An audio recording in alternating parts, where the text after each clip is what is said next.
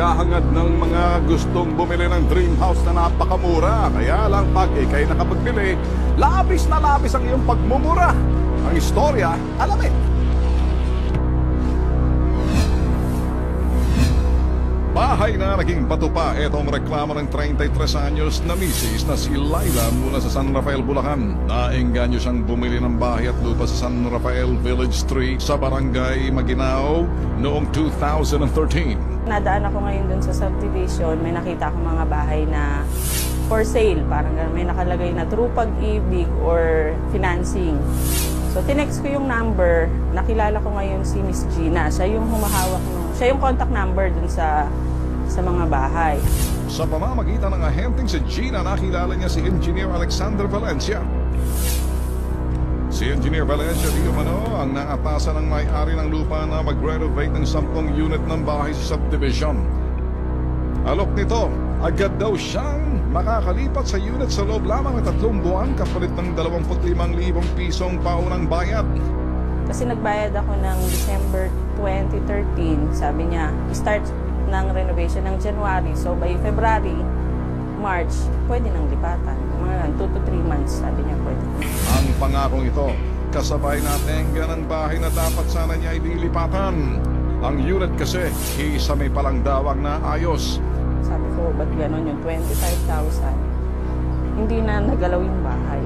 Doon ako parang, Ate Gina, bakit gano'n yung bahay? Sabi niya, nakasanla pala yung mga title ng bahay.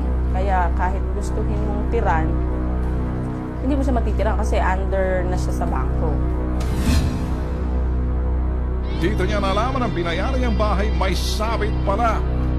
Mas nanlumo pa si Laila nang malaman si Engineer Valencia bogus din pala. Ayon kasi sa Professional Regulations Commission, hindi lehitimong inhinyero si Valencia.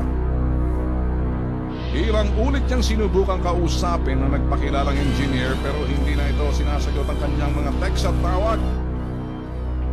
Ganito rin di umarang sinapit ng 73 anyos na biyanan ni Arlene. Hinarang kami ng gwardiya dun sa baba. Sabi, tumawag daw yung from bangko na hindi daw pwedeng tirhan kasi wala pa daw kaming karapatan or wala pa kaming pinanghawak kasi parang nasa kanila yung titulo eh. Labis daw itong dinamdam ng matanda dahil na ng kanyang mild stroke noong Enero. Sa gusto mo magkaroon talaga ng sarili mo, ganyan. Siguro na-stress siya, kaiisip na sana nakatira na kami doon, ganyan. Ano ba naging problema? Bakit hindi natuloy yung transaction? Ganyan. Tapos yung pera nga, nabitawan na sinisisi siya ng ibang anak niya na nakapagbitaw siya ng gano'n. Yung parang naloko siya. Minabuti naming makipag-ugnayan sa bangkong pinagsanlaan ng mga titulo ng nasabing bahay at lupa pero tumanggi silang magbigay ng pahayag. Pinuntahan din ang bitag titring address ni Alexander Valencia sa San Fernando, Pampanga upang mabuha ang kanyang panig. Pero ayon sa kanyang kamag-anak, matagal na raw ito hindi umuwi sa lugar. Nasa linya si Mel Valencia, ang asawa, ng inarereklamong si Alexander Valencia. Ay, magandang tanghali po, ma'am. Hello? Hello? Eto, tol, kwento ko na lang sa inyo para wala na maraming satsat dito. Ayan nga. Sige, yan. Hello? Magandang ma'am, kumusta ho si Alexander? Nasaan na ho? Sino ito? Bentol po. Kasama yun? po si Rapitol po, T3 po. Oo, ano po yun? Nasaan hong mister ninyo, yung inhinyero? Wala ho nasa site. Sa site? Lisensyado ho ba mister ninyo? Na inhinyero? Siyempre, oo. Chinek ko namin, bogus o pagka-inhinyero at may problema, reklamo sa kanya dahil yung nagmamayari ng bahay binibenta niya, hindi para ibenta, kundi para ayusin. May problema ho, baka sakaling pwede niyo lang hong tawagan si mister. Ito ganito yun, para malaman niyo po yung side ng asawa ko, Bakit hindi ho siya sasagot? Kayo na ho ba nagsusot ng pantalon? Ako po yung message niya. Alam ko. Anong best na may tumawag sa amin dyan sa Channel 5? Pang-apat na ako. Opo, ganito yun. Yung sinasabi na ng Aiden, actually, yung may-ari ng lupa, si Mr. Lapid. Alam ho namin. Oo, si Mr. Lapid. Nakausap po namin si Mr. Lapid. Oo. Alam niyo ho ba kung ano sinabi ni Mr. Lapid? Ano po? Hindi niya ho pinabebenta yung bahay bagko sa kanya pinaayos lamang na iyon ang nag-aayos yung inyong mister na walang lisensya bilang inhinyero. So bakit para wala na hong misis, alam ko ako'y nagpapasalamat sa iyong pagharap po sa amin pero hindi niya masasagot yung aming gustong itanong dahil may panloloko ho rito na hindi niyo ho alam. Kayo'y misis, ako'y naaawa sa Ay, hindi inyo. ko kami nanloloko. Kung manloloko ko kami, ito po, Mr. Ay, ang mismo may-ari ng lupa nagsasabi dahil tinawagan ho namin, nilapitan ho namin, sinong papaniwalaan namin, kayo o yung may-ari ng lupa na hindi pinabebenta yung mga bahay bagkus pinaayos lamang sa mister nyo. Pinaayos. Kanino po yung perang pinaayos, ha? Ay, Pera. hindi, Mrs. Hindi ho, wala ho pahintulot ang pagbebenta ng bahay sa mismong may-ari ng titulo ng lupa at nagpapatayo ng bahay. Hindi, ganito po, ne. Kung Mrs. one ganito side na lang po ho. kayo, Sabi ho ano yan?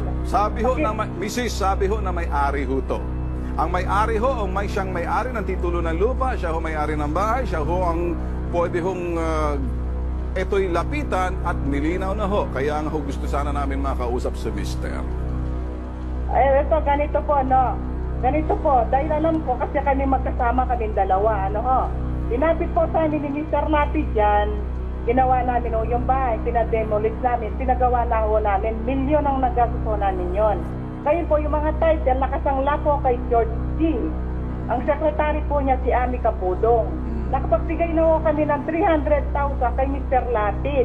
Kasi nakasangla po yung title kay George G. Mrs. Okay, sandali lang po. Wala naman hong problema sa sinasabi ninyo. Ang problema ho, may mga biktima Ganito nga ho.